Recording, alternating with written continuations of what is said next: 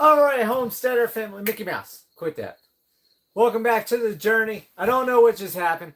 YouTube is getting really stupid doing lives because you got to change it to being against the horizon, and they want to keep taking it to the smartphone, making it vertical, and then you can't do the phone on the tripod without it being all messed up. So I had to cancel out that one, and now I'm back for this one. So whoever was joined in, hopefully you find this video. Otherwise, just like everybody else on YouTube, just not going to get the views because people get lost because we have to cancel out the video because YouTube wants to change it around after we press the right buttons to get it where it needs to be. It just needs to go back to, if you want it flat, you have it flat. If you want it vertical, you have it vertical. Yeah, so that's it on that. So welcome back to the journey. Hopefully everybody's been doing well. I'm going to do some updates right now, and then I'm going to talk about defeat, demoralization, depression, everything else that goes along with homesteading, and everybody's everyday life. So, to go over first couple things, I don't know if I ever showed the plant boxes that I transplanted all the snake plants from that into these boxes. So if I haven't showed that, there's that. I'm going to flip the camera around real quick. Got all 6 batteries. Look at them. 1, 2, 3, 4, 5, 6 deep cell batteries. So I finally got the batteries set up. Got all the batteries in. So now I have the power that I need.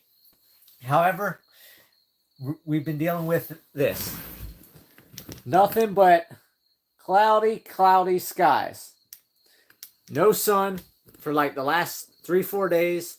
So I had to get the generator set up and get things together for that, so that way I can charge the system, so that way my system doesn't crash. Had a hell of a week the other week. Minnie Mouse went into heat, so I got Mr. Max all patched up here. Him and Chubbs down here on the floor.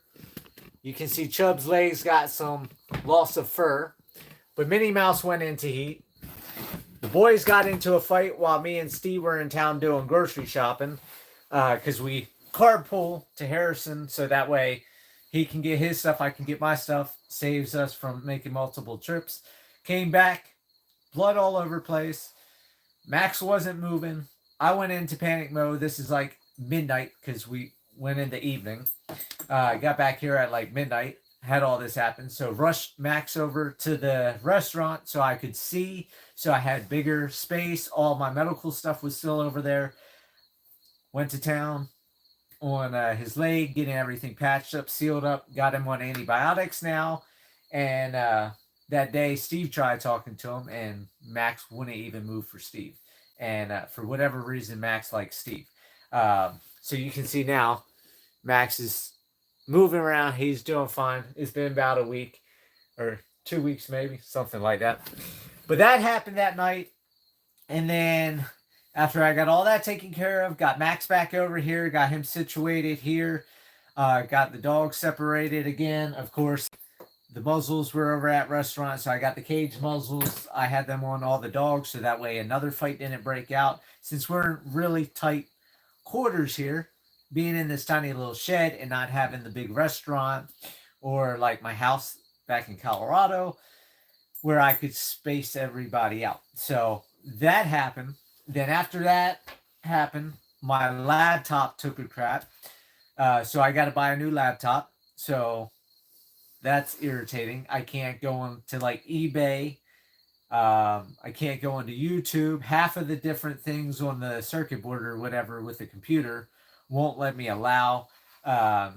If I try to do the technical thing where it tries to search for an answer on it, that's broken. Different things in the laptop's broken. It only lets me do a couple different things. The only one thing that's positive is one of the websites I use to watch all my TV shows and movies, there's normally like 14 to 15 different website links that it offshoots to, so you can watch stuff without paying for Netflix and Hulu and all that type of stuff. And only one of them works. So luckily I can still watch my TV shows before I have to buy a laptop, because I don't have the money right now for laptop, so that's going to be down towards Black Friday is what I'm hoping for. I'll get one. Well, the very next day, I go to do laundry because bloody towels, bloody rags, things like that with Max. My washing machine at the restaurant took a crap. The washer and dryer was my grandfather's. That when I went out, I think it was 2013 or so. He needed new ones, and I went out with him. And since I was there, I was able to help him get the washer and dryer in his house. So we're talking 11 years old. That washer and dryer. The dryer still dries. The washer broke. It's stuck in a lock cycle. It's a computer system in it that took a crap, so it won't do anything. It just flashes the light and it won't change. I've tried resetting everything. I've tried unplugging it. Tried disconnecting that circuit board. Nothing worked. It just goes right back to it. So I don't have a washing machine now. So that was a big week. And then I had some other financial stuff happen that I'm not going to go into because I don't talk about everything on my channel. But had some financial issues as well. So it was just a long, rough week. And then we've had nothing but these cloudy days and rain. Been nice for a little bit because, as you can see, the window is open. I got the windows up, so I'm not running the AC unit. So it's like 70 degrees. It is a bit muggy. So I will probably end up shutting up the windows around like 4 in the morning before all the dew and moisture really hits up, and then turn the AC on to dry out the shed because it's a bit sticky. Besides that, with the 6 batteries, the hot tub's running perfect. I have the hot tub plugged in all the time. I found a technique to make snow crab legs in my microwave. Wish I would have found that out years ago. Instead of having to clean that big pot that I use to make my crab legs and shrimp. So at least I still get my snow crab legs once in a while to be able to enjoy, where I wasn't able to do that here because I don't have a kitchen. Now, going forward, I've had different people asking questions. So I'm going to go the important one first. Right there, that white thing in the center. That's a CO2 and a smoke detector, all built in one. It's one of the expensive ones that are like $90-some. Somebody asked me if I put that in. I know I haven't got to that from a while ago because I've been in the shed since March or April this year. And I've had that question multiple times. What am I doing in case the batteries smoke or, microwave, electrical, something like that happens? Am I going to be safe? Yes. I've had that up there since I moved in, since I redid this whole shed. I put that up there so that way I have that. So going forward, going into winter, I know I'm going to get that question again because I'm going to have the propane blue flame wall heater that I'm going to have in here. And I know everybody gets worried about having propane inside the building and the fumes it can cause and da-da-da. Well, that's on the ceiling. My bed is way up there, so I'm close to the ceiling. So that's the perfect spot for it. The blue flame heater is going to be over here against this door. It's strapped to a dolly. I'll have the propane tank in here, which I know people don't like that either. But we all know in my house, I lived all those years with propane tank next to my stove in a cabinet that I built. I had the 100-pound propane tank in the back pantry room of the house that did my propane dryer and the propane hot water heater. So as long as you check all your lines, and I shut my bottles off every time. I've talked about this multiple times. Thank you, Robert. It's cozy, but it's tight. I like space because, as we can see, so I got these dog couches here. I got the dog couch there. I got the 3 dogs there, the 4th dog here, and then me.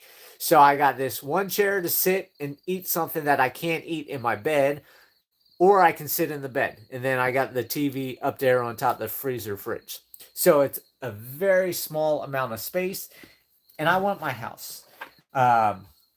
Sitting on dog couch, I don't want that. I want my own little couch that's clean all the time, that I'm not sitting on dog stink. But yeah, so it's working. Going forward, I'll tell you, there's defeat, there's despair, there's all of that comes with homesteading and with regular life. And what I'm talking about is I feel like I'm not getting anywhere. And I know a lot of you feel like you're not getting anywhere. And what happens? History repeats itself. And what I mean by that is we're so focused nowadays, and that's why they've gone to like TikToks and all the little shorts, because then everybody's mind focuses on something for 30 seconds and then on to the next thing. And the 30 seconds that you pass, you don't remember because it's just past your mind. I feel like I'm not getting anywhere. Oh, it's a lot smaller than the restaurant, Robert. This is 10 by 20 inside dimensions. The restaurant was 2,100 square feet. So it's a massive 2,100 square feet down to 200 square feet. It's a massive reduction in space. But yeah. But what I'm talking about with history is we forget our past. We forget what we're focused on because our focus is getting what we want and being there now and not having that time to wait. That's one of the reasons why I'm in credit card debt. Well, right now I only got like $200 on credit card. So I'm not paying high interest rates quite yet because I did pay that off when I got my batteries. But yeah, you know, I live in high credit card debt normally, not right now. I live in debt overall. Like I said, the homestead's got a mortgage on it. Other places got bills on it. And I live that way because I want things now. If I didn't go into credit card debt, if I didn't pull mortgages and stuff like that on properties, I wouldn't be where I am today. And then on top of that, Friday, for those of you that follow Facebook, I'm not sure if I put it up on YouTube or not, but a Facebook memory came up from 8 years ago when I first got my chickens. And I called my pa out there in Kansas, my neighbors from Colorado, that told me I had to get chickens if he was, or I had to call on a chicken ad in order to get his help doing a concrete pad on my house, because all I was doing was laying around watching TV, playing video games, not taking any responsibility in life, and just existing. So 8 years ago, as of Friday, September 13th, I called. I got my first chickens that night. I started this homesteading journey. And where you fall into despair and depression and being overwhelmed and thinking you're not getting anywhere, which I do, which I'm sure a lot of you do, you got to start looking at the past. You got to go back and start calculating and looking at every step from then to where you are now, and it puts a whole new perspective into things. So as I sit in this tiny shed with no money to build my house, with no kitchen, with no running water, back to not completely roughing it because now I got my solar system. I have a hot tub, which I haven't had, which I've been wanting for years. It feels like I'm not getting nowhere. And I looked to that post 8 years ago, and I started thinking, in those 8 years since I started homesteading, how can I be so far behind and so put back from where I am now to going back then that I feel like I haven't made any accomplishments? Because I had my house, 2-story house. I had 2 bathrooms. I had a tub upstairs, which wasn't installed yet. Had my shower downstairs. I had my animals. I had my wonderful neighbors. I loved the area. I had my deer that were coming in and eating out my hand. I had the squirrels that would come up in the windowsill. I posted those videos many times over the years. Mama squirrel coming up and eating the nuts right out of my hand.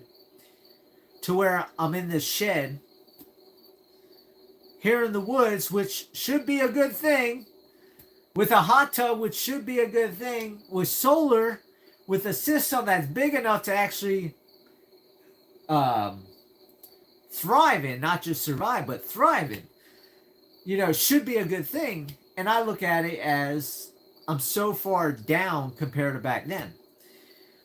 Well, when that post popped up, I started going back and I started looking at all the steps and I started thinking, where have I gone wrong? What have I done wrong? Why am I so far behind? And in those steps, I realized I've moved. And I'm not just talking once. I'm not talking twice. I'm talking many times. And while I was talking to my Paul on the phone, I was telling him about this, and he's like, well, don't you know they say it takes about a year to get comfortable after moving to finally feel at home? Well, I never thought about that. And I'm going to do a run through just for you guys to understand. Yep, Robert, several. And these are the several places and the several changes that I've had and why I feel so beat down and why I feel like I'm so far behind in life. Being 37 years old, you would think 37, I've done a lot in 37 years, but for me, it's starting to feel like I'm going backwards. So, we're going to start this journey, the homesteading journey, 8 years ago when I first got those chickens, September 13th of 2016. I started out at my house, my original house. Then I bought the ranch, and I went to the ranch. Then from the ranch, came to Arkansas. Moved into this shed without it being redone. It was just an empty shed at the front of the homestead. Then I met Carla. I moved to Belfont, Arkansas, and moved in with her and her kids. Then, helped her get a house. She bought her house in Marshall. We moved to Marshall, Arkansas. We ended up splitting up. I moved into the restaurant. I bought the restaurant. And now, I've moved back to the homestead as of March or April this year, whatever month it was. It's been a cluster of a year. So, in 8 years of this channel, in 8 years of homesteading, I'm up to 7 times, 7 different places in those 8 years. No wonder I never feel at home. No wonder I feel like I'm going backwards, because I don't get a year in every place. I'm constantly moving, constantly changing, and in every move and in every change, it ends up costing money. And by doing that, I'm not getting ahead. I'm getting behind. What about Colorado? Jeremy, what do you mean, what about Colorado? Robert states, Colorado, Arkansas. Now, of course, I drove out to West Virginia. I looked at properties. I looked at properties in Virginia. And we all know I had the plan to go to upstate New York, which I'm definitely glad my alien intuition kept me from going up there, because it was up just north of Buffalo, New York, and they got all those big, massive snowstorms, and then all the weather that tore out top of New York and Vermont and New Hampshire with all the flooding. So alien intuition told me to come to Arkansas. So far, I've been lucky. Got goats from you. Jeremy, I got a lot of goats from a lot of people out there. Where at did I get goats from you? And I probably still have them. I've gotten rid of some goats, but I still have lots of goats. I actually just got rid of 4 more goats. But anyhow, so I'll wait for you, Jeremy, and I'll get back to you in a minute. Scott, I think the cost to take care of all the animals is also holding you back. I know you don't want to sell the animals, but it would help you make progress. Yes, and that's true too, Scott. I just sold 4 billy goats, $100 a piece. $400 that bought 1 load of hay. I go through 2.5 loads of hay a month. So yes, I spend $2,500 a month in feed. That would help me do a lot. east of the Springs. Um, that would be the black goats, correct? I, I believe it was the black goats. I got a bunch of goats all over the place. Um, what were the names of your goats? Because some of the goats that came with names, I kept names, so I don't know. Or what did they look like? Who knows? But yeah, I still have, after I sold those 4 goats, I think I have like 32 or 31 goats left. So I still have a lot of goats. And going back to 2016, 8 years ago, black. Okay, yeah, I think I still have the goats that I got from you. Jim Bob, I think, was one of them, maybe. I don't know. I've had so many goats. We all know, and I've had babies and sold goats and stuff like that. But yes, I still have tons of goats. I still have all my animals. But going back to 2018 or 2016, the beginning after the chickens, then that in October, I got goats. Or not October, September, I got goats, which was Tiny Dude, Baby Boy, and their brother, the one that got killed by the mountain lion. I still have Tiny Dude, still have Baby Boy from all those years ago. Jackson, everybody loves Jackson. I still have Jackson from all those years ago. And then there weren't any like really big animals that I kept until I got the big animals back in 2019. I think it was 2019 or 2020. So we're talking 4 or 5 years ago. I still have the camels, still have the Zorse, still have miracles, still have the emus, the peacocks.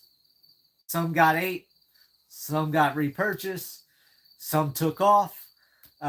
Chickens, we know I don't have chickens anymore. I got the 1 goose that's left.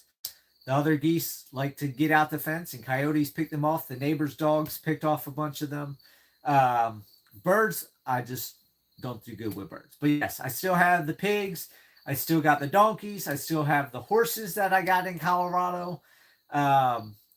Yes, the animals take a lot of money financially. But that's the thing. You know, it's like if you have 6 kids, do you get rid of a kid to save money? No. And for me, the animals, you know, no matter how bad they are and the dogs get in a fight, do I put dogs down? No. I see people that a dog kills a chicken, they put the dog down. You know, a dog gets in a fight, they put the dog down. Dog nips at the person, they put the dog down. You know, I'm not that guy. If an animal gets injured beyond belief, like that goat that busted its horn off back in Colorado, I had to put him down. I tried to take care of him, but he was too far gone. And then I had the goat here that busted a horn and wasn't doing good, that me and Carla put down. And then Carla butchered it up, and Carla made goat roast and all that type of stuff. I didn't eat the goat because I don't eat deer. I don't eat all that stuff. So goat is just like that. I don't eat my animals. I've had some chickens. I've had some turkeys over the years. I've had when I took a pig to get butchered in Colorado, that some people got some pig meat from me. I did eat some breakfast sausage and stuff like that from my hogs. Do I do that now? No, I don't butcher out my animals. Do I spend a lot of money on them? Yes, I do. Does that stop me from going forward? Yes, it does. $2,500 a month could go into building stuff. Now, if you look at my houses with me doing it, piecing it together, it's not going to be a professional house. It's going to be about $100,000. So you look at $2,500 a month. That's $2,500 a month. Just say, 25 grand a year. I know it's a little more than 25 grand a year, but just say 25 grand a year. That's 4 years to build a house. So 4 years of scrimping and saving. You don't want to take 4 years to build a house because material will go bad in that time if you don't get it covered in time. And you don't want a house exposed for that many years to the elements of the snow, the sun, the rain, the shine, so on and so forth. So Yes, it would help me make progress, but not enough progress quick enough. So, going back to the history, let me check these. All right, Jeremy, geese too. Well, hopefully you guys are still doing good out in Colorado. I know Colorado's turned to Colorado. So I hope everything's going good out there. Peace to you too, Butt Nuggets Homestead. But going back to the main topic, which is the history of despair during homesteading. We all think we don't make enough progress. And even with me spending money on animals and not making progress, I got to look back over the last 8 years that started this journey with my neighbors in Colorado to now, 8 years later. In 8 years, I've moved 7 times. In 8 years, I fenced my house for the animals that I first got. The first chickens, the first rabbits, the first goats, the first Mickey and Minnie on the couch. My Anatolian Shepherds. To where I moved to the ranch. And I finally fenced the ranch. I got electric brought in. I got my well drilled. And then I moved again. And then I started the first pen here. And lived in the shed here. And then moved to the city. And then moved to another city, Marshall. And then moved to a restaurant. Which isn't city, but it's right there on the highway. So you might as well say city. Because all I listened to was vehicles. To now, I'll move back to the homestead again. And I don't have the next pen done. Well, I'm changing all of my plans. We've got same animals, including Anatolian Shepherds. Awesome. Do you have camels, Butt Nuggets? If you got camels, if you got miniature donkeys, if you got emus and peacocks, and a zorse, you got to have the zorse. If you don't have all that, you can't say you got the same animals as me. See, no camels, you don't have the same animals as me. Not many people got camels. Not many people have a zorse. Not many people have emus. And to have them all together, very, very few people. But over the history of the last 8 years, I know if I went back and looked at my videos, no matter what homestead I was at, no matter what ranch I was at, whether I was in a shed, whether I was in a camper trailer, no matter whether I was in a house, no matter whether I was in a restaurant, we all know. Gotta have that Coke. Especially if I'm going to be doing a talking video and getting a dry throat. I definitely need something. And I didn't make coffee. And a throw out to one of my subscribers, so the dogs don't step on that. One of my subscribers sent me Pete's Pumpkin Spice Coffee. I'm very appreciative, but I'm very, very upset.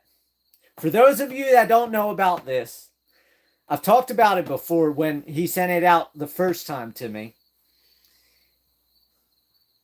Do not drink Pete's Pumpkin Spice Coffee. Why? Because the Dunkin' Donuts pumpkin will suck. The Starbucks coffee pumpkin will suck. The Mountain, whatever the Mountain one is, they all will suck. You will not want pumpkin spice coffee flavored coffee pods from anywhere but Pete's. So I drank his whole box that he sent me. And I had to go on Target. And you can see I got a bunch of boxes up there in this box here. It's like 74 cents a pod. More expensive than any of the other ones. But it tastes so good. It tastes so good. So I just had to throw that out there.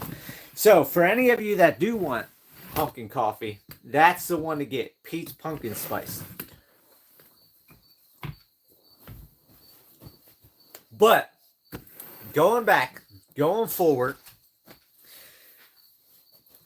I look like I was saying, if I go back and I look at all my videos, and if you go back and think about your homestead, or if you live in the city, the repairs on your house, yard work, all the different things that your life is comprised of, we all can look back and say, well, at that point, I was complaining because I wasn't farther ahead. If I look back, I was complaining because I didn't get more accomplished. When I look back, there is more tasks undone than were being done. When you look back, you were hoping for more progress than the progress you're at now. And when I look at my life now, one of the things is Facebook. I don't use Facebook like most people use Facebook. I use it more for my memories, because simple things like that post coming back 8 years later and me thinking over the history of my life and these 8 years of homesteading, I realize not only have I made progress, but I've moved my life ahead. I've got to enjoy animals. I've got to enjoy nature. I got to enjoy neighbors. I got to enjoy places. I got to enjoy progress, building, fencing, gardens. Yes, I may not have a house. I may not have plumbing. I may not have a kitchen. I may not have a garden. But throughout these 8 years, I had those different things. And over those years, I made so much progress in such a short amount of time. The problem now is I want that progress to go faster. When we think about these things and we start getting depressed that we're not getting nothing accomplished, or we start thinking, what have I done wrong? Where have I gone wrong? What am I doing wrong? You just got to look back and see what you've done before and know that it will eventually come. Like I said, I just moved back into the shed in March/April of this year. I haven't even been here a year. For me, being caught up in a small box, aka the shed, it feels like an eternity. But in that little bit of time, I've gotten fencing done. I got this entire solar system put in. Now, I didn't do the whole solar system. You know, Steve did all the wiring. He did all the programming. I had a wonderful subscriber that purchased a bunch of the pressure treated wood at Home Depot and got me all the wood to build the solar rack out there. I got the hot tub. I did the outhouse. I've done a lot of progress in the little bit of time. Doesn't feel like much. Doesn't show as much. But I got to look back through history, through my life, and realize 8 years ago, I did not have this much power. My system would not run all these days on cloudy days. Now, I did run the generator, got that set up so that way I could charge, because my batteries got down to 52%. I don't know about you, but 52% is too low for me. I know the batteries can go all the way down to like 20%, but I just have that fear from being an energy hog that if I go to bed and my system's not higher, I'm going to wake up and everything's going to be shut down. When I look back over history, over these 8 years, I started on 2.5 acres. I'm sitting on 120 acres. I didn't have that back then. Back then, I didn't have a hot tub. I've got that now. So just because right now looks worse to you and you feel farther behind, because like I said, I don't have plumbing, I don't have a kitchen like I used to, Even the restaurant, I had that. But if I look from way back then to now, I've slowly, over these 8 years, gained from 2.5 acres to 50 acres to 120 acres. 120 acres is way too much for me. That's why 20 acres is for sale up at the road. And we all know Steve's on just over 5 in the back of the homestead. So 95 acres is still too much land for me. But going forward, I'm going to start focusing, going back to what I've done in the past. And that is this winter, I'm not going to focus on a garden. I'm going to focus on brush pile fencing around the whole entire property and eventually fence the whole entire property. I know I've talked about chopping the property up into different paddocks so I can move the animals around. But all that cross fencing is going to cost way too much money that I know I can't do. And we all know I'm not going to get rid of the animals. So that $2,500 a month in feed is just going to keep going to fertilization costs because we know it goes in the animal's mouth and out their butt. And at least they're fertilizing this land, and this land will be very rich and fertile in another 20, 30 years. But that's what I'm doing so far. Butt Nugget says, you start feeling paralyzed, how to get bigger projects started. Hard. It is. It's very difficult because, like I said, having the 4 dogs and me in this tiny little house, tiny house, literally, it's a shed, a tiny home.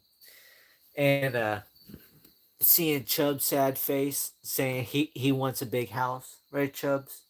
You want a big house? You do. And having my space is massive for me, especially not to go crazy in here. Because, like I said, I've got the chair to sit on and I have my bed to lay in. There's not much in between. But if I had a house, I could go in laundry room. I could do laundry. I could go sit in the kitchen. I could go lay in bed. I could sit in the family room. I could sit out on the deck. But in here, I don't have any of that. I'm stuck in this small little space. So it's just, you got to push forward, but you also have to realize the past and how much you've accomplished over that time. And that's what I'm learning. Live in a shed to house 12 by 36, Derrickson. Well, you're bigger than me. Mine's a 12 by 20, I believe. Or 12 by 24. And then, of course, the walls are closed in, and that side is the roof overhanging. So the inside in here is only like 10 by 20 or something like that. Maybe 11 by 21. So it's not that big. So it is nice that you got an extra 16 feet or so on top of what I have. That makes a huge difference. That's, half more shed on yours. But I know a lot of people want me to come back to the Sunday, Monday vlogs. A lot of people want me to make a lot of videos and do all these edits like these wonderful channels out there because they want to follow my journey. They've been following my journey for all these years. And there's a simple fact. When you don't sell things on YouTube and you don't infomercial the heck out of your channel like most of these channels do, and you're not being paid to do this and paid to do that, and given a freeze dryer to sponsor this, and given a tractor to do that, and given a chicken house for this and chicken water for that, it takes money. And money takes time. And that's where I am. I have all the time, which the time feels like it goes on forever. I'm just missing the money. So when I get the chance to start making progress, I'll have some videos. Coming back and going into fall, we just had a nice taste of fall, but we're getting ready to get back up into the 90s. We've had all this rain, all these cloudy days. So not much happening here. Feed the animals, water the animals, change out Max's bandage, give him his medicine, and continue on from there and just watch TV. Um, Going into fall, the only thing I'm going to be focusing on, like I said, is the brush pile fencing, because I'm not going to have much money, because I'm trying to stay out of credit card debt, and I'm trying to just get to spring and try to have a little money set aside to finish the next pen for the animals, because that is a massive goal coming next year. Is I want to have that pen done. I only had about 2,500 feet left of that pen, which fencing's not cheap. So we know that's going to be thousands of dollars, and that's why I'm trying to scrape by till then. But I want to at least get that next pen done so I can change the animals onto new ground.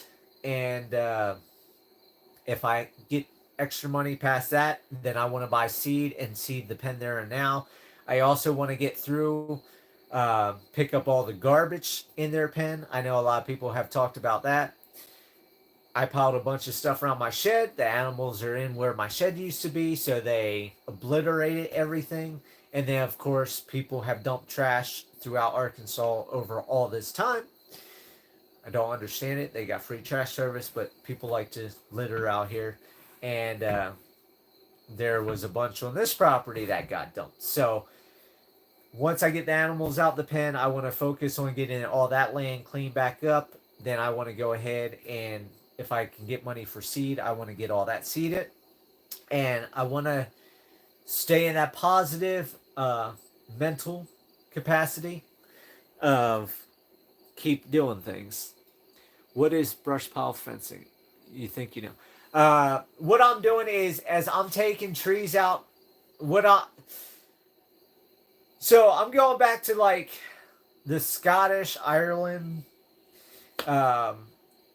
England, Wales, all that area, and I'm stacking brush as a fence. I'm not putting in posts and all that stuff. What I'm having issues with is neighbor dogs, stray dogs, wild dogs, coyotes, and all that stuff coming in and killing animals. The animal pen is good. My fencing that I do is good. It keeps the animals out. I have had a couple dig underneath my fence, and I don't have things on video because I didn't have my cameras up at the time. But I know certain dogs that ended up killing a bunch of my geese and a bunch of my birds, along with some coyotes I had issues with as well. So I'm clearing a path all the way around the homestead, and I'm doing like a massive moat. So all the trees I clear, and all the brush, and all the stickers, and all the thorns, and all the vines, and I forget what they call it. That's invasive. It's a vine that grows all over the trees out here. Kudzo or something like that. I'm stacking all that around the entire perimeter of the homestead. That's going to do multiple things. As that breaks down, it's nutrients in the ground. All these people out here, too, they like to burn. They get everything together and they burn it. Yes, burning, you get some benefits from the ashes and all that. But you're losing the bulk of material. And if you go into woods that have several feet of branches and leaves and everything, composting with worms, you have all that beautiful soil. But you go out onto the prairie and you have very little bit of grass and very little bit of soil, and it all just washes away. So the brush pile fencing is going to keep the animals out. Neighbor dogs, stray dogs, coyotes, people. We don't want people in the homestead. We don't want people on our property. The brush pile is 3-4 feet tall. So along the fencing where the animals are, it gives a windbreak. The wind doesn't blow through it. It gives a sun break. So when the sun's on the other side, it casts out a big shadow. The animals get to lay in the shade. So if they want to get out the sun, it provides a water bank. For those of you that don't know, if you dig up a piece of wood in the ground, it's real wet and like a sponge. and wood on top of the ground is dry and hard as a rock. Well, all those branches and stuff, as they get broken down and engulfed into the soil underneath, it stays super wet, super damp. So that gives more apt to life. More plants can grow, bugs, mice, snakes, all that can get moisture, and that will shoot out new growth onto that brush pile, and that brush pile will turn into a green hedge. And that's where you get the hedgerows overseas in England, Scotland, and that's what I'm trying to do. I'm trying to build my own hedgerow that is a privacy fence, that is a animal and person deterrent, and a additional security to keep my animals in. If they knock the fence over, if they go to knock over my fence, it gets pushed into the brush pile, which gives resistance, so they can't just bust through a fence and take off. They have a 4-foot brush pile, hedge, whatever you want to call it, to block them. So it's a massive benefit. We are in Arkansas River Valley. Interesting brush pile fencing, a thought. Yes, we get compost from tree line property edges. Huger culture, yep. And that's basically what it is. It's a Huger culture hedge. It's not covered in dirt, because then dogs could walk over it. People can walk over it. With it being just the brush, you step on it, it's got thorns and stuff in it, so then your foot goes through a branch, it's not steady, or animal tries to get through, they get stuck. It's a deterrent, it's a security measure. In the meantime, like I said, it's producing moisture. So around my whole property, I will have a moisture barrier. So you don't want to do brush pile fencing in Colorado with a bunch of pine that's filled with pitch pine and, will cause a massive forest fire. But here in Arkansas, once I can get it green, I should be good. Now, yes, there's fires here in Arkansas. There's fires everywhere. But we're in a more humid climate, so the potential of fire damage is not as bad. Now, also the benefit to that is there's woods all the way around me. So if there's a fire that comes from one side of the homestead, it will catch my brush pile fencing and loop and go around, because I'm clearing from my fence line in, and eventually, here comes the money again. If I had the money to rent big equipment, I want to rent a dozer again, like I did in Colorado to build the road. I want to rent a big track excavator. I had somebody come and do a bunch of work, built the road up here for me, cleared off the top of the mountain here for me, did a bunch of road work. But there's a bunch of stuff that I want tweaked just the way I want it tweaked. And we all know, when somebody else does your work, it's not done the way you want it, and you wish you would have done it yourself. And I have the capability of running heavy equipment because I've done it multiple times.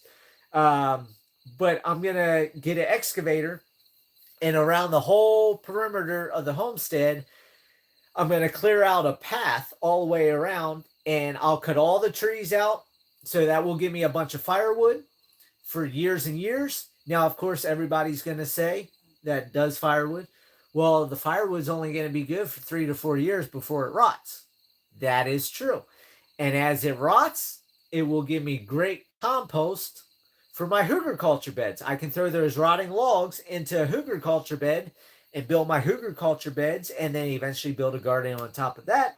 And that will produce food for the homestead. For me, for the animals, that will start saving money, so on and so forth. But that's my plan, is do the brush pile fencing around the entire homestead this winter. It's not going to get done.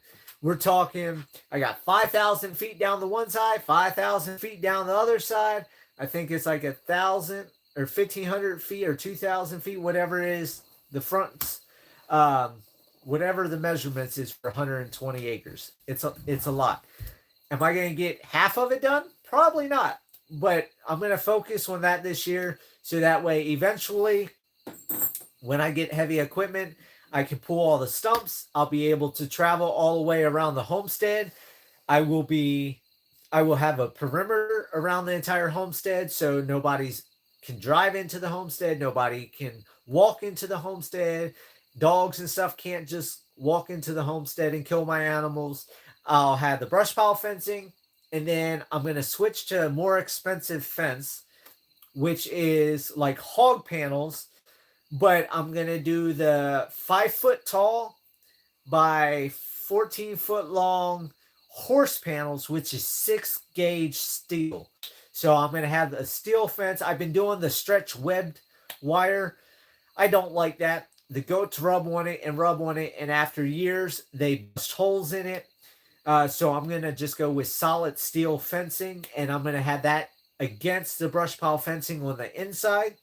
So it goes property line, brush pile fencing, and then I'm going to do my fencing. So yes, I'm losing about 5 or 6 feet of property all the way around the homestead because it's outside of my fencing.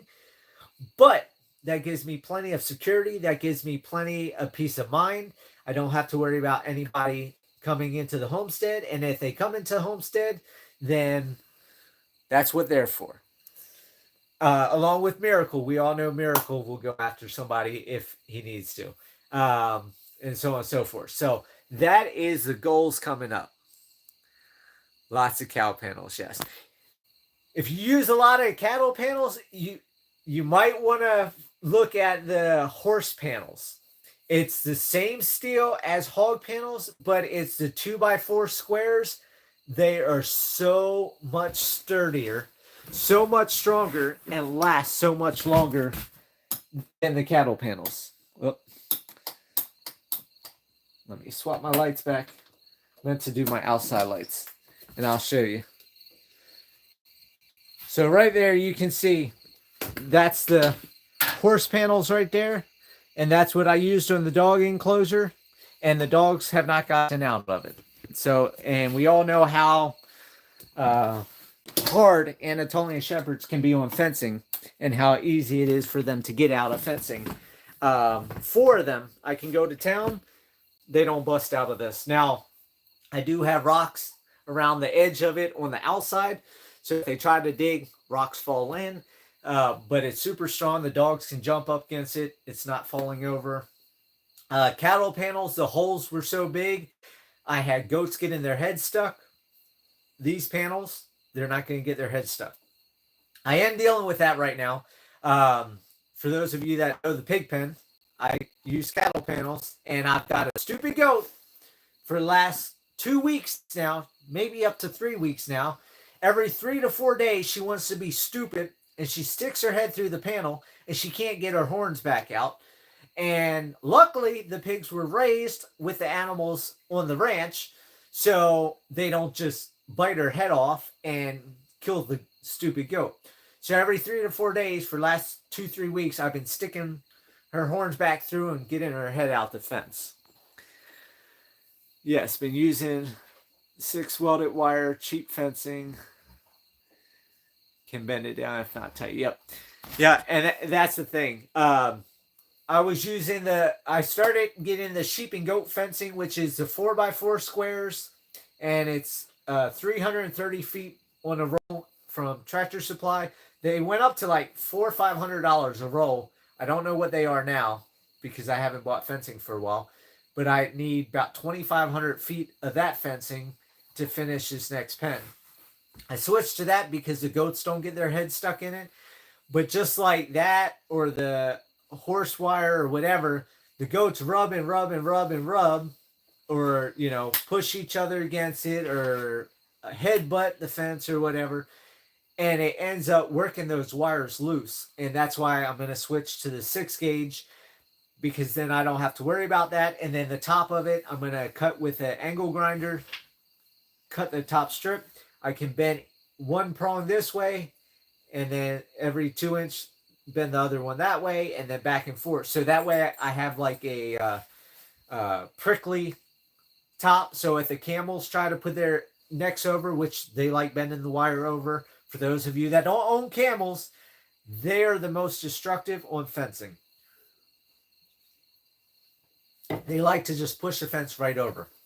So by doing that, when they go to push over, they hit that poke, and that's going to stop them. along with if somebody goes to try to climb over my fence once I have the fence done, you know, that's a chance of them getting poked. If a dog tries to climb up on the brush pile to try to get over, now, of course, the brush pile will seep down over the years. As it breaks down, it will break down, and I'll have a good base outside of the fence where nothing can get up over it because it will be a 5-foot fence. But until then, those pokes will stop it. And then, of course, like I said, anything later, the pokes will stop them as well. Local feed stores are cheaper than Tractor Supply. Not necessarily, but Nuggets. Tractor Supply has been cheaper for a bunch of different things. The only thing they are not cheaper on is these panels. And these panels I am getting at True Value in Harrison because it's like a $25 per panel difference between Tractor Supply and them. Why? I don't know. Yep. Yep. And the pokers work well. So that's what I have going for in the future. So with that, not sure when I'll be back with regular videos. Like I said, I'll probably start in the fall. I know a lot of people want me just to talk. They like to listen to me talk. Why they like to listen to me talk, I don't know. But some people like to. I still have some subscribers from 8 years ago still listening and still communicating. So 8 years to put it up with me, that's a long time. But, you know, some people just aren't there mentally, I guess. Well, I appreciate it, Butt Nugget Homestead. And I hope your homestead's doing good. But yeah, going forward, fall, once the heat's over, I am going to be out working more. So, not 100% sure how that's going to work because if it rains, say, Friday, Saturday, and I want to work Sunday, I'm not sure if I'll do the Sunday, Monday vlog. But I am going to think about getting back into the Sunday, Monday vlog routine because I know a lot of people, they like to listen to me going to work. I got a couple people, they listen to the Sunday, Monday vlog going to work, coming home from work on Monday because I normally do it on Sunday. I've got some that like to listen to it in the evening on Sunday because they're retired. They don't have to go to work Monday. So they're up later on Sunday nights and it gives them something to do because most things aren't on television and it helps them from being bored, which I understand because I listen to other channels. Going forward as plans is just going to be the fencing. I know I talked a lot about doing the garden in the back of the homestead. I've got a new plan for the back of the homestead. A massive plan for the back of the homestead. Things are changing. I'm not sure exactly where I'm going. I know a lot of people worry I'm going to shut this channel down. I know a lot of people are like, he went from 4 videos a day to just Sunday, Monday vlog videos, to a couple shorts a week, to now no videos, to now only a Sunday, Monday vlog every once in a blue moon. And they think I'm going to turn the channel off or stop the channel or what have you. I'm not going to stop the channel. I'm not going to end the channel. I've thought about it many times because I'm like, I really don't have much for the channel. You know, you look at these other homesteading channels and they're sponsored by a dozen people and they have all this money flowing in and they're able to do all these new things. And like I said, they get a brand new freeze dryer or a brand new tractor or a brand new wood chipper or what have you. And they're able to do all these projects over and over and over because they got it for free because they're being sponsored. And I look at me, and like I said, where I feel like I'm not going anywhere, I'm not getting anything done.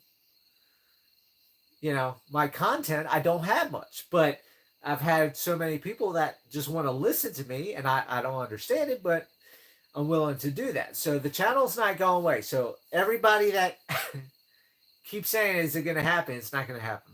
At least not now. You know, in the future, it's a possibility. You know, we all get tired of different things, but one reason why I don't think the channel is going to go away is because I'm trying to do something for the community here. So the quorum court's going to always continue.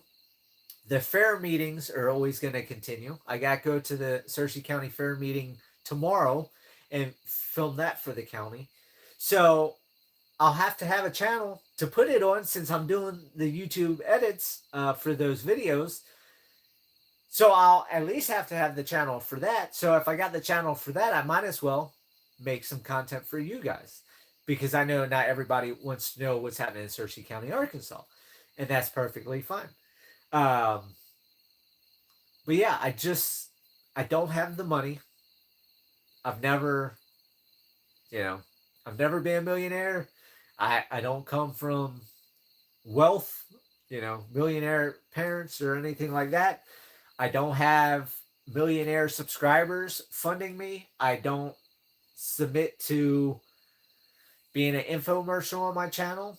So I've had all different companies reach out to me, and they want me to sell the vacuum bags and the vacuum processors. They want me to do mealworm stuff for chickens. They want me to do black fly stuff for composting. There's been all different stuff. Some dog leashes and dog collars and all that type of stuff. And that's just not me. It's hard enough for me to do an edited video. I've had a video I wanted to do for a while now that will take a lot of editing. I've already got the thought down. I already have the line down on how I want to do this video. And it's a video that means a lot to me. It's a very personal video. It's a video I want done before the worst happens. And I haven't done it because I hate technology. I hate computers. I hate being stuck on it. But doing my live stream like this, I can talk, I've always had the gift of gab, so I can talk. This is easy. I don't have to do anything but talking. Sitting, watching my On Patrol live, I can just sit there and watch something. But when it comes to, click, click, click, moving, trying to figure out computer stuff, it's just not my thing. But one of these days, this video that has been in my head for a long time now, for, I want to say, about the last 5 months almost. I started thinking about it after I moved into the shed. And I haven't done it yet. Not going to give any hints on what it's about, besides it being personal. We did some collabs. You're right. Not worth it. And that's another thing. Collabs. I've had a lot of people do collabs. They want me to do the, I forget what the thing's called, where you join a group and they build your channel real quick. They get you all the subscribers, and then they take most of the money that you make on your YouTube channel. So that's been one thing big with me, that for everybody new out there, and of course everybody that's followed me for 8 years or however many years you followed me, know that this has never been to make money. I've showed my finances many times. It takes me 3 to 4 to 5 to 6 months to get $100 check from YouTube, because half my videos only get like 40 to 50 views, because I don't put the right tags or whatever in. I don't say the right things that YouTube wants that day, or I say things that YouTube doesn't want. And it's just, this channel's always been about documenting my life for me, and I had to make it public, which back then I didn't have to make it public. I could have used unlisted links, but since I wasn't tech savvy, which I'm still not tech savvy, I didn't know that, and made it public. And then people started watching and started sending me letters and stuff like that and communicating. And I felt bad to shut my channel back down and make it unlisted, because I had people that wanted to be a part of my life, and just to say shut the door and they're no longer part of my life, I felt was unfair. And then over years, it's grown and grown. I'm still only 3,000-4,000 subscribers. I don't even know at this point. because I don't go on there and look all the time. Hey, Joe Doe, how you doing? You just tuned in. I've been on here for an hour. You're late. Um, Product reviews. Okay, yeah, product reviews as well. Yep. I've done a couple. I did Rhino's T-Post driver. I highly recommend that. I still highly recommend that, everybody. I didn't get paid to do that. They gave me a discount to buy my T-Post driver. They did not give it to me. Now, if I did a bunch of different ads and all that stuff, I could have got it for free. I just got a couple $100 off for making one video for them. I don't know if everybody remembers a couple months ago, actually more than a few months ago, it was back in like April or May, I got that T-Post driver from Home Depot. That cheap one that I thought was going to be so good. It was a piece of garbage. In less than 30 days, it broke. It's gone. Went back to Home Depot. Steve ordered the parts to fix my Rhino one that broke. And it's working. So I'll have that to do fencing. If you want to get a T-Post driver, gas powered, get it from Rhino. You don't have the thing way up over here. They have the short little stick to get it on, where the one I bought at Home Depot was like that tall. So you had to hold it way up here. It wasn't sturdy. It was a piece of junk. That's the one review I've done. I don't think I've done any other reviews. Talking about forgetting history. Who knows? Maybe I have. But that is one company that you call, they answer. I needed a piece for my hydraulic one, and they sent it out right away. It's a family-owned business, and that T-Post driver sat out in the weather because we know I don't have storage sheds.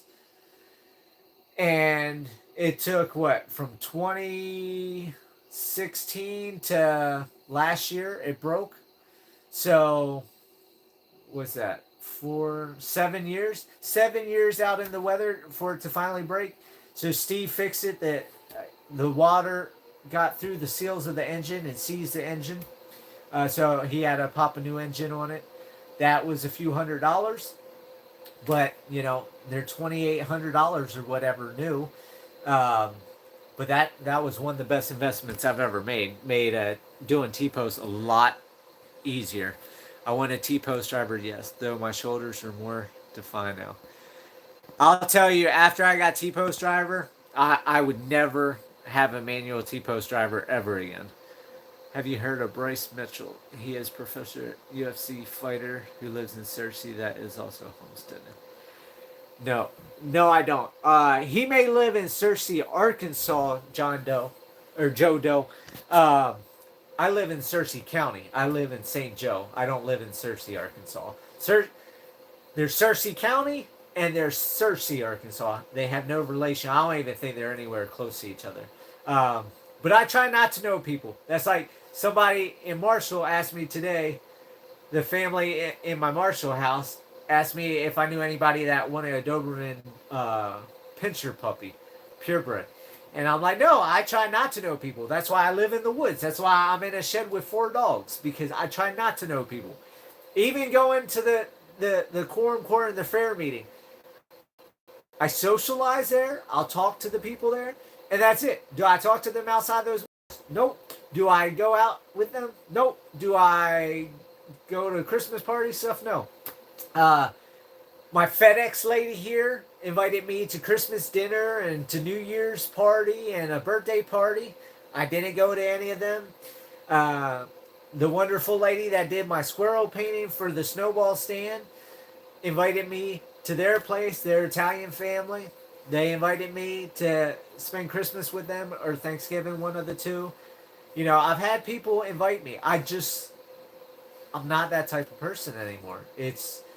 I'm very reclusive. I just don't want to deal with people. I just rather be in my own element. There are very few people I can deal with.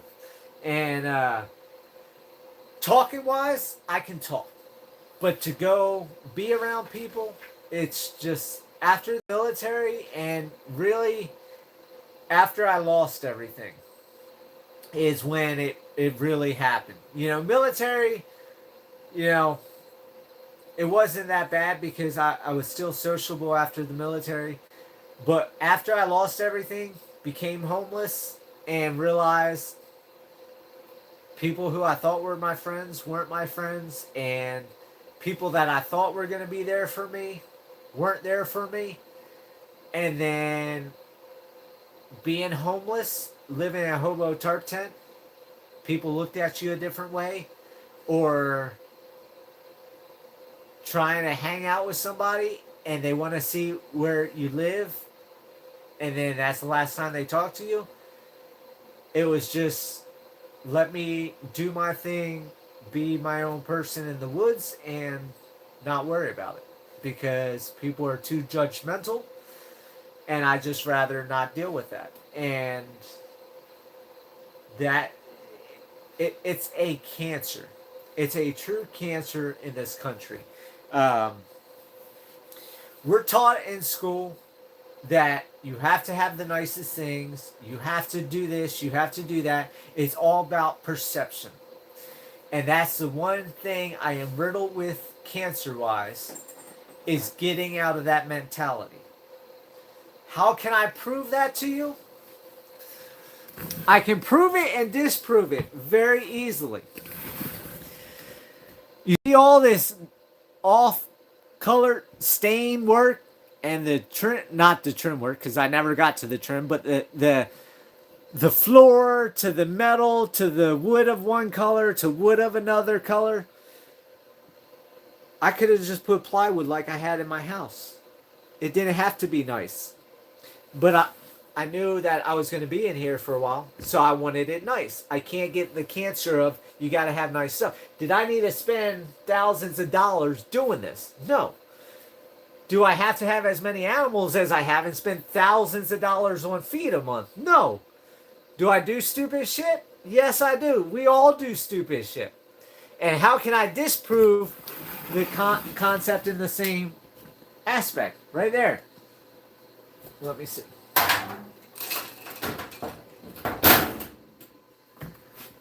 There's the metal. I never finished here, and I never finished there. So, as nice as I want things, and I never did the trim here. I never covered up that gap.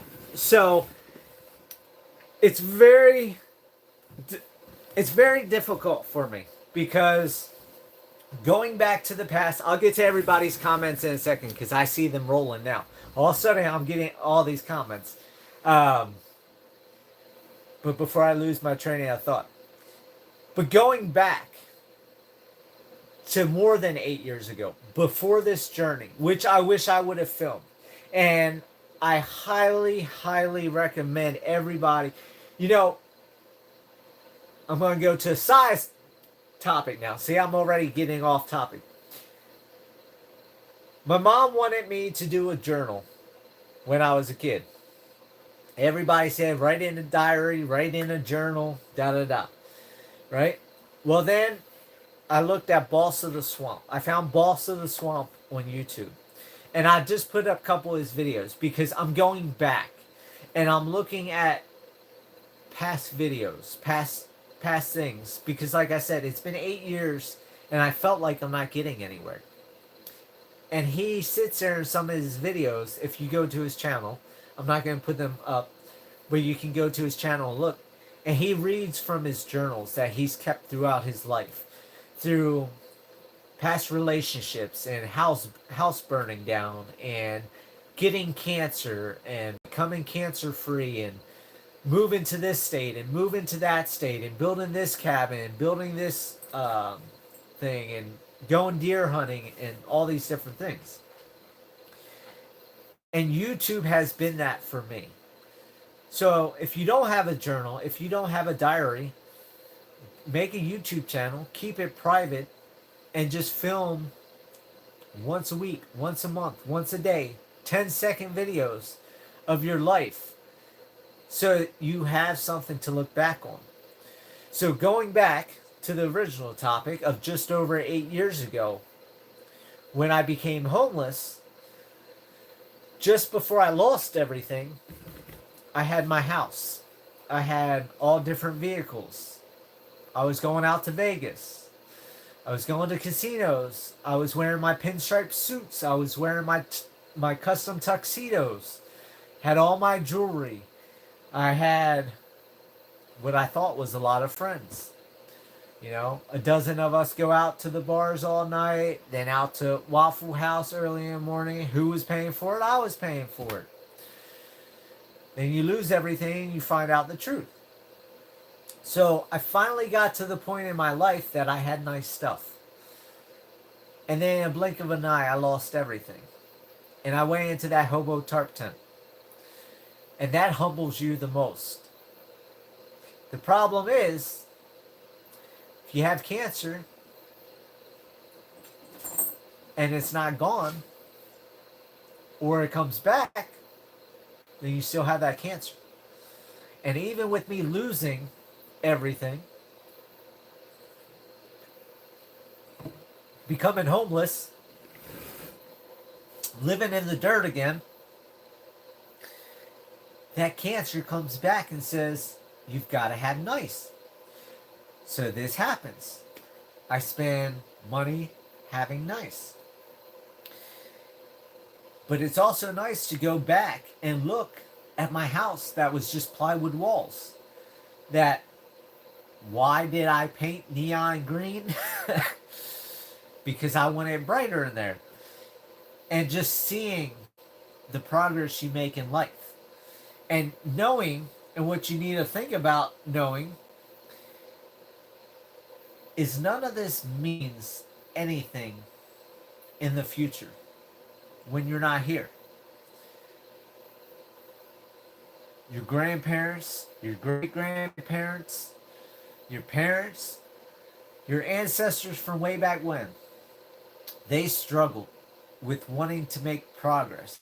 They struggled with getting their to-do list done. They struggled with coming up with the money to do what they wanted now instead of later. And it's all gone to the past. And the next generation chases that same dream of their own. And then all their stuff is gone. Their t-shirts they spend high dollars on, gone. Their expensive vehicles, gone. Their souvenirs, gone. Their expensive tuxedos and suits, gone. Their houses, gone.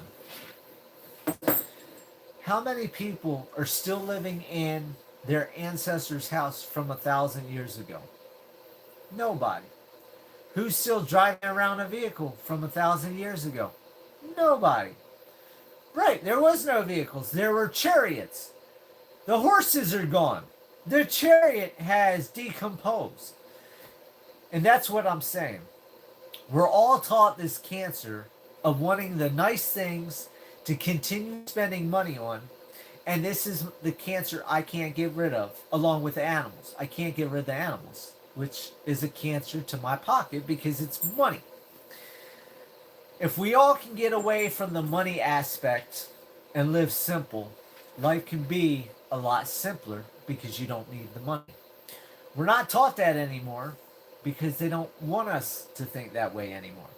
They want you spending $1.50 for a cucumber at the store that you can buy a packet of seeds for 99 cents and have 1,000 cucumbers in a season.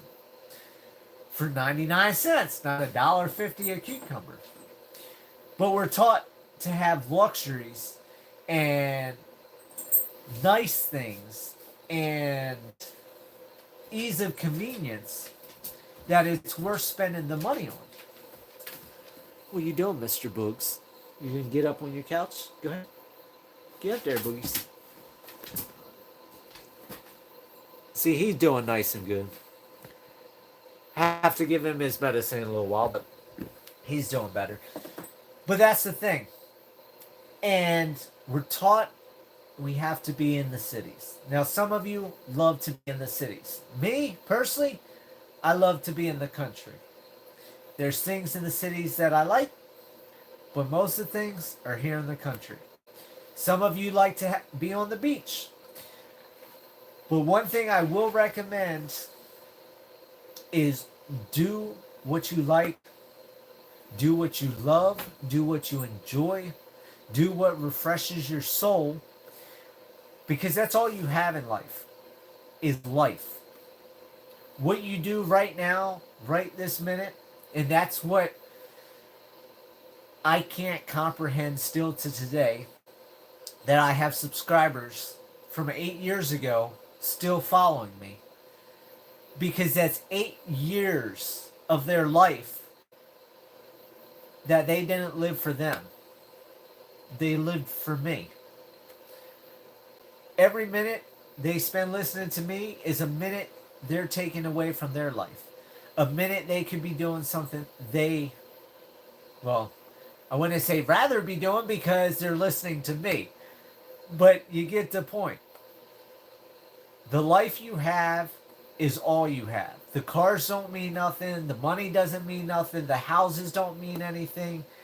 It's the life you live, the experiences, the snuggles you get with the dogs, the walks with the goats you have, the noise of the crickets and tree frogs out there right now, sitting in the hot tub, shutting off the lights in the hot tub at the same time a shooting star goes overhead. We only have this little bit of life. And I know people say as you get older, you get wiser. But at 37 years old, I don't think that's me getting older to get wiser. I just think that the more in tune with nature I'm getting, the more I'm realizing that you got to enjoy what you have, because that's all we have until it's gone. So let me get to all these questions and then I'm going to hop off here. Now I got a lot of you guys. Yep, I saw the Trump thing, Joe Doe. It's a good time to have a homestead now more than ever. Yep, save you on groceries, save you on mental anguish, save you on a lot of things. Serenity, having that happen changes your life and perspective a lot. It really opens your eyes. Yes, it does. Eagle Mad Hatter looks good. I appreciate it. Thank you, Joe Doe. Butt Nuggets, well, I never do stupid shit. Love Boss of Swamp, especially his accent. Yeah, we lost it all to a Black Friday fire in 2021. Oh, sorry to hear that, Black Nuggets. I've never lost anything in a fire, but I lost everything where they came in and repoed my vehicles. They foreclosed on my house, so I mean, I guess that could be just as bad, because I mean, they took pretty much everything but my clothes and my furniture. But yeah, I mean, Boss of the Swamp and Home Free Alaska are the two channels that I'm actually watching their every video. I will say though, I'm getting a little disappointed with Home Free Alaska now, because she is starting to cover so many different products that it is starting to become an info thing. It's 3 and 4 things a video now, and I know that's the way people make money, but you know, it is ways, you know, they all can't be me and other channels that don't do that. You know, some people are out here to make money, to make a living, so they can live that lifestyle. So I understand it. It's just irritating to me because I don't like all the commercials. Our mountain home is right here in Arkansas. Good. Building with reclaimed. Oh, that's awesome. Yeah, I can't wait to build, except this next build. For those of you, I know a lot of people have been asking, what exactly is my house going to be? What am I doing with my house? I'm doing cinder blocks. Reinforced rebar and T-post cinder blocks. So I'm doing what's in this alien's intuition mind? How many cattle do you have these days? Any horses? Jojo, I still have my 2 horses, Gunner and Girl. The white horse is Girl. Gunner's brown and white one. And then I think I'm up to 10, 11, 12, something like that, of the Zebu. I sold all my Scottish Highlanders a couple years ago. So I only have Zebu now. So I lost a bunch of cattle that way. And then I just have my Zebu. And then I believe 2 of the girls are pregnant again. One Big Mama's getting big, so she's looking. That's another update, real quick. I know I've had some people asking how little Cripple Man's doing. I ended up losing Cripple Man. I want to say the end of May, early part of June. I know I haven't talked about him, and I've had the question, and now that somebody asked about cattle, I want to throw that in there. So I went out the next day to feed, and I guess he had an anal prolapse sometime from when I fed the morning before to the afternoon. So it was roughly 30 some hours later in between seeing him.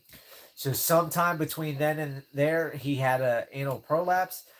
And if you catch it, you can get surgery, which, as him being crippled, there's no way I'm spending thousands of dollars on a surgery in that circumstance. Everybody wanted me to put him down so he didn't struggle the way he struggled. And I wanted him to live his life. So he lived his life until that happened and went out. And unfortunately, he had passed between the 2 feedings. And, you have to catch something like that right away. Otherwise, that's what ends up happening. Have you still got llamas and goats? I do have Miracle, the one llama, and I just sold 4 billy goats. I'm down to, I think, 31 or 32 goats. I have 3 emus. I have 4 peacocks, 4 Anatolia shepherds. I have 9 pigs, 2 miniature donkeys, a zorse, the 2 camels, and the zebu, and 1 goose. So that's what I got left. I say left like it's not a lot of animals. It is a lot of animals. It's $2,500 a month in feed, between grain, hay, salts, minerals, baking soda, and all that jazz. It's not cheap. It's not cheap to have all these animals. And I know a lot of people asking if I'm ever going to downgrade my animals or downsize my animals. The downsize of my animals will probably happen in a long time. And the reason why I say a long time is because camels live to 50 years old or so. Caesar, I got him when he was 3. And that was in 2020, I believe, or 2021. So he's only like 6 or 7 years old now. So I still have probably 40 years plus before he passes away. So am I going to buy more camels? Probably not. Am I going to buy more animals? Probably not at this point, because unless I can get my property sold, get 20 acres of this land sold, and be able to get things accomplished, there's no reason to spend money on buying more animals and not getting a barn built, buying more animals and not getting my house built, buying more animals and not getting fencing built. I'd rather put the money into fencing, into a barn, into my house, into getting progress done. And then I can sit back and look at doing that. Now, if I sell 20 acres here, then I can put that money towards making that progress. I still want kangaroos. Do I need kangaroos? No. But I really miss Rex. I mean, we all saw he used to wrestle with me, especially when we first moved out here before he got bit by that copperhead. And he was one of the coolest animals. I really like Rex. So do I need kangaroos? No. Do I want kangaroos? Yes. In the future, if I can come up with a way for financing to be able to get kangaroos, I'll probably end up getting kangaroos. I say I won't get another camel, but we all know that you say when you lose your dog, Minnie Mouse. Minnie Mouse. Nobody wants to hear you licking. When you lose your dog, everybody goes, I'm never getting a dog again. And then what happens? You see the next cutest puppy and you're like, oh, I got to have that puppy. Or that puppy just warmed my heart. And then you get that puppy. And then 10 years, 12 years later, when that puppy goes, you're like, oh, I'll never get a dog again. Then you do it again. So I say that, but will that happen? I don't know. I said I was going to ban all the billy goats, and I didn't get around to it. Well, guess what? Now I just sold 4 of them. So I didn't have to ban them because we all know I want to ban the billy goats as they're born. Not as they're born, but wait a while and then ban them. So that way I can butcher them out to make dog food, because that will save me a lot of money. You know, if I got goats eating the brush here and it's not costing me money to feed them brush. Now, yes, they eat sweet feed. Yes, they eat hay. They eat salts, minerals, everything I'm spending money on. But I can add weight to goats by eating brush, butcher them out for dogs. That saves a dog food bill. So eventually, like any homestead, you want to make a cycle or circle of life where, or ecosystem, I should say, where you have woods, you have grass, you know, you have a homestead. It feeds your animals. Your animals can milk from the goats, gives you milk and dairy and cheese and all that. If you do all that, I'm probably never going to get into that, everybody. I know everybody wants to see me milk goats. I got the milk stand. I got all that. I don't have time to do all that. If I had a wife and 6 kids, then you could see all those videos just like all the homesteading family videos. Is that going to ever happen? Probably not. Do I want a wife and kids? No, not really. Do I want a partner? That would be nice. I mean, who doesn't want somebody else besides animals in their life? So you got somebody you can actually talk to, that talks back to you, that you can interact with your own species. Now, we all know I'm an alien, so that's far out. But, yeah. Look at that Minnie Mouse. What do you think, Mouse? Is it getting stuffy in here with that moisture? Yep.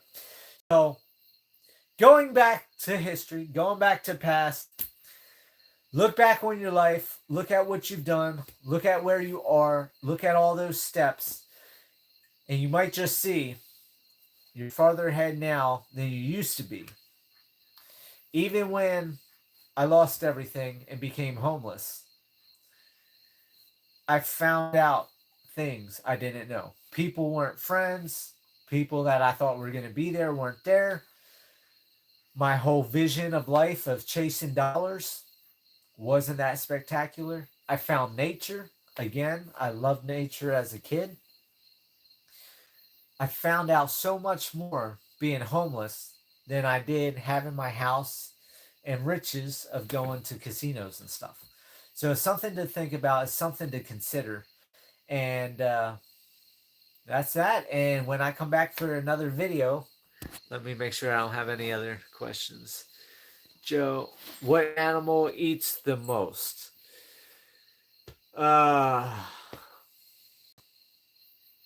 Pigs. Pigs eat the most. That's why they're called pigs. After that, I would say horses. Horses eat a lot of hay, and hay's not cheap.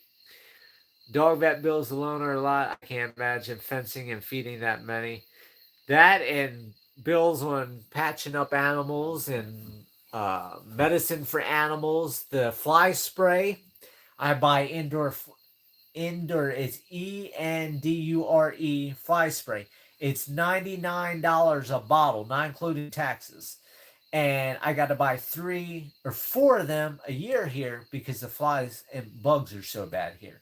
So that's just one thing. Then I got to spray permethrin to keep ticks and stuff off.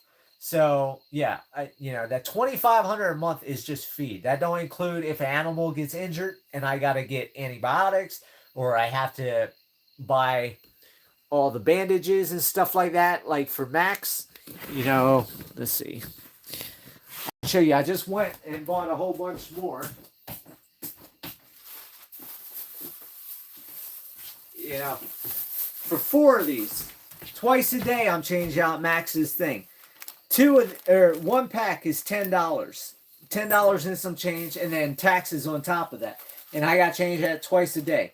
So this only lasts for 2 days. So I got 2 days, 3 days, 4 days, 5 days. Another week of bandages. So if something like that happens, yeah, it's not cheap. And that's not included in that $2,500. So I've had that question. How? How do I afford to do what I do? Well, let's see. It's rainy, it's cloudy, or it's hot and sunny. I lay in here and I watch television. My solar is free. My TV shows are free. Laying in bed is free. Is that much of a life? No. But on rough months where you have all this extra expense, that's all you can do is give up your life to take care of the ones you love. Just like if you're a human parent, you give up your life to give your kids a better life. That's the sacrifice we make. You know, we all spend our money. I spend it on animals. Some people spend it on cigarettes. Some people spend it on alcohol. Some people spend it gambling. Some people spend it on expensive side-by-sides to go four-wheeling all the time. Some people spend it on horses to go horseback riding or rodeoing. Some people buy sports cars because they have the cancer of wanting everything expensive. Rental properties, beach houses, traveling. You know, how many people do you see on Facebook and everything going on all these exotic vacations, and they're just racking up the bills? Well, that $5,000 vacation just paid for 2 whole months of my animals being able to eat. They got a week out of their vacation. I got 2 months of my animals. So, you know, and then you look at that $5,000 and you say, well, I'm a beer drinker. That will buy me 6 kegs, and those 6 kegs will last me 8 months. You know, if you're a cigarette smoker, you know, I can buy my own tobacco and make my own cigarettes, and that will give me 2 years for $5,000. So, you know, everybody has their own thing, and it's what makes you the happiest, what gets you out of that defeat in homesteading, that defeat in life, that you look and say, I have no money. I can't do this. I can't do that. I have no time to do this. I have no time to do that. I work a 9-to-5 job. I work 12-hour shifts. I have 6 kids that I have to clean up after, do laundry after, take to school, take to sports. Or animals that you have to bandage, that you have to go and feed every day, that you have to haul water, that you have to clip their nails, you have to bandage their boo-boos. Yep, I said boo-boos. It's just the way life is. But we each get that opportunity to choose the life we want to live.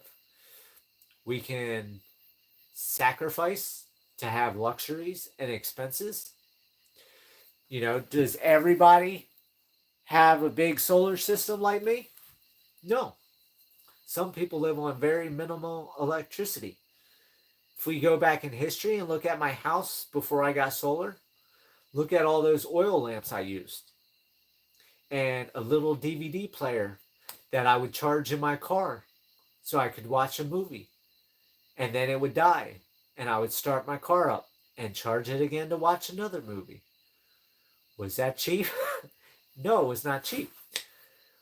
But I did what I had to do when I lost everything. You do what you have to do to live the way you want to live. If I got rid of the animals, I would have $2,500 a month to start building. To start, that's it, building. Because I wouldn't need to do fencing.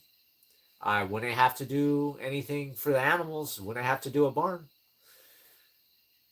But I would be a little bit happy having a house. But being able to go down and see the animals every day would be gone. That's my happiness. If you drink your beer every day, that's your happiness. If you don't have a beer for a year, it's dreadful. If I didn't have my animals for a year, it'd be dreadful. If I would have lost Max, it would have been dreadful. We all know I lost Monkey, what was it, 2 years ago on the highway at the restaurant. It was dreadful. One possibility, though, of brightness that might be a headache is Mickey connected with Minnie this roundabout. So I don't know. I might have puppies coming. Wasn't planning on it, but the dogs were going at it, and he got tied to Minnie. And once they're tied, they're tied. So this tiny home could become dreadful with 4 dogs and a litter of puppies and me. That's the life I chose. That's what happens. So with that, I hope everybody has a great night. It's almost 9 o'clock. So it's time for Max's medicine. Got cut his bandage off, put a new one on, get him on the heel so he's healthy. I also went out and bought this because we all know I don't have a kitchen, but I'm going to bring one of my cast iron skillets over so that way I can at least buy microwavable tomato soup and make grilled cheeses this winter. So I will have a little bit of happiness this winter. I may not have all my soups where I can make my from scratch vegetable soups and chicken noodle soups and all that, but I can at least make my grilled cheese in a cast iron skillet that you just put salt in, scrub it out. I don't need running water to clean that. Microwave tomato soup in the disposables, so I have no dishes there. And I can enjoy the winter with my electric blanket, with my grilled cheese, tomato soup, watching my Christmas movies. It's going to be a Merry Christmas. May not have my Christmas tree, but I will put up some Christmas lights. Not sure what I'm going to do yet, but we all make life how we make it, and we got to find the happy spots in it. There's lots of sad parts. There's a lot of depressing parts. There's a lot of beat down parts in life. But you got to keep being positive because at least we have life and we don't know when it's gone. So enjoy it today. Like always, live happy, live free. That's the only way to be. I'll see you guys on the next video. Have a great night. Take care.